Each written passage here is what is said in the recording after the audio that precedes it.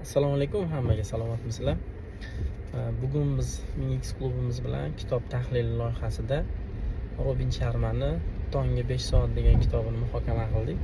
Shunaqa bir yaxshi odatimiz bor. Har oyda bitta kitobni o'qib muhokama qilamiz, fikrlarimiz bilan bo'lishamiz va bugungi uchrashuvimizdan olgan insightlarim ko'p. Shularning bittasi bilan siz bilan bo'lishmoqchi bo'ldim. Birinchisi. Harakat qilaman keyingi videolarda qo'yib borishga bu narsani davomini. Biz o'zimizga nima yaxshi yoki nima yomonligini yaxshi bilamiz. Yaxshi narsalarga erishish uchun ba'zan odatlarimizni o'zgartirishga harakat qilamiz. O'zimizda yomon odatlar borligini bilamiz va ularni yaxshi odatga aylantirishda qiynalamiz. Har doim ham buni muvaffaqiyatli amalga oshira olmaymiz.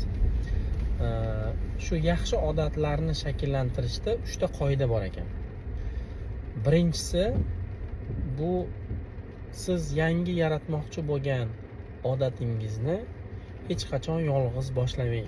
Ya'ni kim bilandir birgalikda boshlash kerak ekan. Ikkinchi qoidasi, siz albatta olgan bilimlaringizni, o'rgangan yaxshi narsalaringizni yoki o'sha odatdan orttirgan yaxshi natijalaringizni albatta birov bilan bo'lishishingiz kerak ekan.